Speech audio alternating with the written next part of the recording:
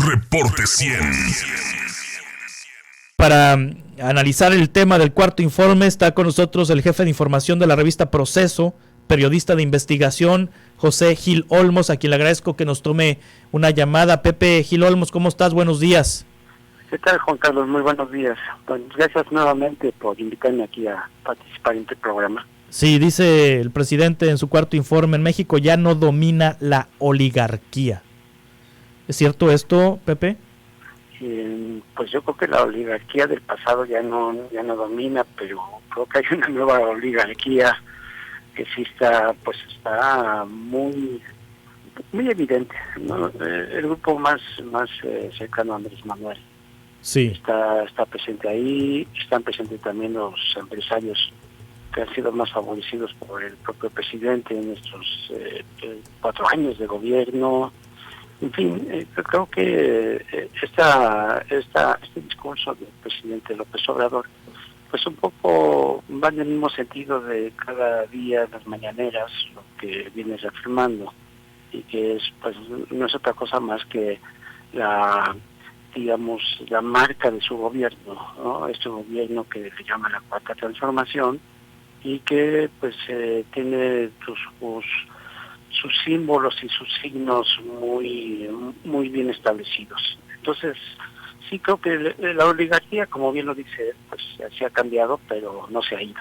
Sí, Pepe Gil Olmos, un mensaje de 40 y tantos minutos, ya sin tanta parafernalia que otros informes, ya lleva no sé cuántos, lleva como 15, 20 informes, ¿no? Ya perdí la cuenta.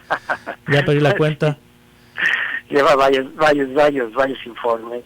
Sí, ya no, fíjate que esto es una de las cosas que yo estaba comentando con mis alumnos ahí de la UNAM, de cómo es que ha cambiado pues toda esta liturgia, por así decirlo, presidencial, recordando que pues nosotros tenemos un régimen presidencialista donde la figura del ejecutivo pues es el eje político, el eje de gobierno y de la gobernabilidad de este país.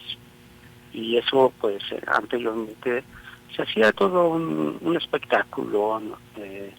Incluso pues iban los presidentes a la Cámara de Diputados, al Palacio de Gobierno, al Palacio de San Lázaro, que se convierte en la sede del Poder Legislativo.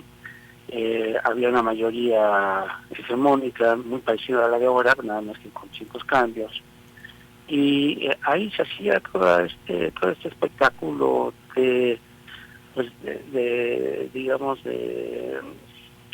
nuevamente se alimentaba la figura presidencial, se le aplaudía, tenían invitados de todo, de iglesia, empresarios, figuras públicas, en fin. Hoy no, bueno, ya tenemos tiempo de que los presidentes ya no acuden al Poder Legislativo a presentar sus informes.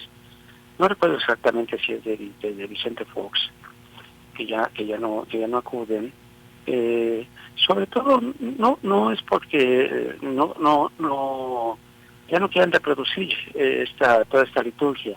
Sí. Me parece más bien que ya no se quieren exponer, y creo que es en el caso de Andrés Manuel. Sí, la conversación no fue el cuarto informe. Es producto quizá de esta situación, o producto de que ya estamos en el cuarto año de gobierno, o producto de que aunque es popular, no se ven resultados. Sí, fíjate que ese es el otro punto, que también es un punto muy polémico, porque se dice que tienen unos altos niveles de aprobación ciudadana, pero si los comparamos con los presidentes anteriores, salvo Peña Nieto, que es el peor de los presidentes en cuanto a aprobación ciudadana, los demás también han tenido en su cuarto año de gobierno niveles muy parecidos, incluso superiores. Entonces yo creo que no va por ahí el asunto, sino más bien sí también hay una cosa que llama mucho la atención, que se supone, de acuerdo a la tradición de este presidencialismo, que a partir del cuarto año pues comienza a menguar la figura presidencial, comienza a hacer una transición también de poder, se comienzan a hablar de los próximos aspirantes a la presidencia, Pero creo que en el caso de Andrés Manuel no es así. Andrés Manuel se sigue manteniendo y se mantiene bastante bien. Y tiene mucho que ver pues con estos niveles de aprobación ciudadana, y que no importa que no haya cumplido muchos de sus promesas.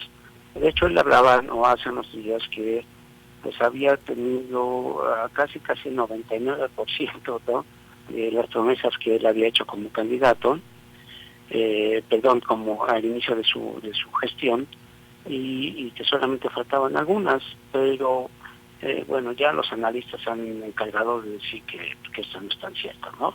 Que es más bien parte del discurso presidencial, y que en este cuarto informe de gobierno, pues él lo que quiere, me parece, y lo que teníamos que ver son las acciones previas a este informe, que fue, por ejemplo, lo de Ayotzinapa, Sí. ¿no? Es lo de la Guardia Nacional. Son una serie de acciones que fortalecen su figura y fortalecen a su gobierno, y en consecuencia también fortalece a los que lo van a suceder. Sí. En ese caso es Claudia Sheinbaum y Marcelo Ebrard como los punteros. Sí, y también la puesta en operación del IMSS Bienestar también, como un asunto también pendiente de su gobierno, que es una administración que en temas de salud ha tenido enorme desatino. Desapareció el Seguro Popular, luego vino el desmantelamiento del sistema de compras y distribución de medicamentos por un asunto de corrupción, lo cual sí tenía razón el presidente, un sistema de corrupción ahí incrustado, pero el sistema que impuso el gobierno no fue funcional y provocó un desabasto tremendo de medicinas que todavía no alcanza a enderezar, el fracaso del INSABI y ahora el nacimiento del IMSS Bienestar. Exactamente, son algunos de los puntos ahí tan sensibles para la población, como es el precio de las gasolinas, la inflación de la canasta básica. Creo que hay dos temas así muy claros y muy evidentes en donde el presidente pues no ha hecho el trabajo que había prometido. Uno es el combate a la pobreza. Se mantienen los niveles tan altos de pobreza y de marginación. Incluso se habla ahora de pobreza laboral, porque que muchos de los mexicanos pues ya no, o reciben menos del salario por un asunto ahí de la pandemia, o lo que reciben ya no les alcanza por los niveles de inflación. Entonces creo que ahí es uno de los grandes de las grandes deudas que tiene el presidente Andrés Manuel López Obrador. Y el otro, que es todavía igualmente sensible, es el de la violencia y la inseguridad.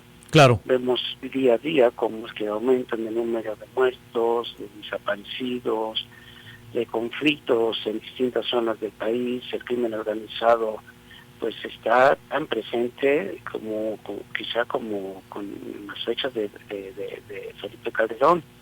Entonces creo que ahí es otro de los grandes pendientes, pero seguimos viendo que Andrés Manuel tiene estos niveles tan altos de aprobación.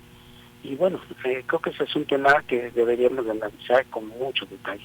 Sí, el tema de seguridad en el contexto de la iniciativa para reformar la ley secundaria y enviar la Guardia Nacional a la Sedena, la Secretaría de Defensa Nacional, la operación, la administración, el control de la Guardia Nacional, bueno, que ya de hecho está en manos de los militares, pero ahora sería nada más ponerlo en las leyes secundarias, porque la reforma constitucional evidentemente pues no va a pasar, porque la oposición no le va a dar los votos para la reforma constitucional.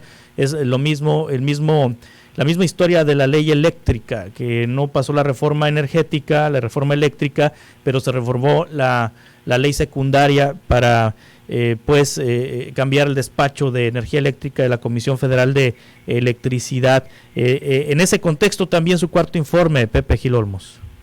Sí, fíjate que todos estos puntos que tú comentas son bastante bien, ¿no, Carlos?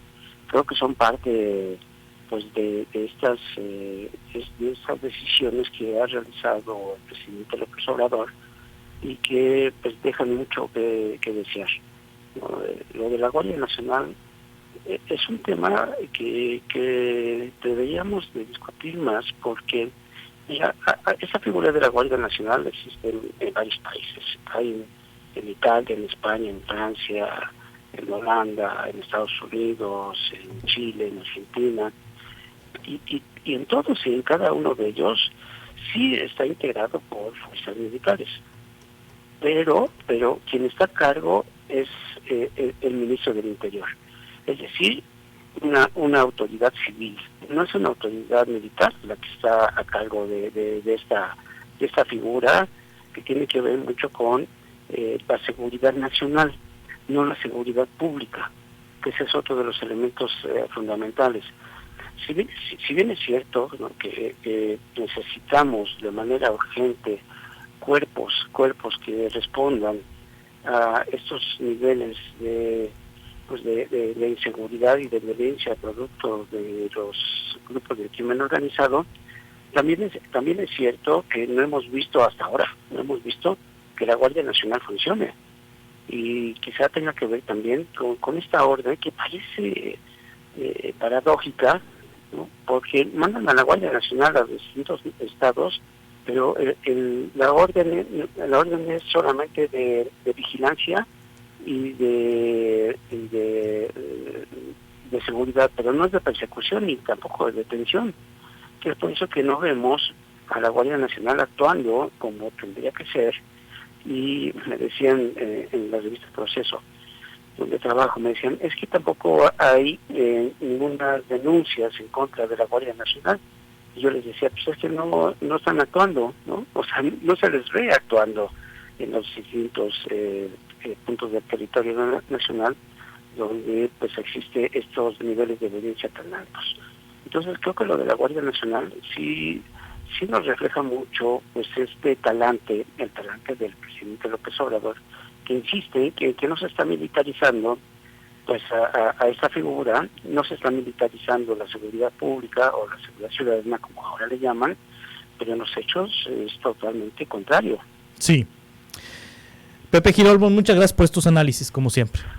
No, al contrario a ustedes, Juan Carlos, si vamos a ver en estos 2 años cómo es que se comporta el presidente y sobre todo cómo es que políticamente va a estar actuando para fortalecer su figura y su programa de gobierno en beneficio de quien va a ser su sucesor o su sucesora. Gracias, José Gil Olmos, estamos en contacto. Muy bien, muchas gracias, Juan Carlos. Reporte 100.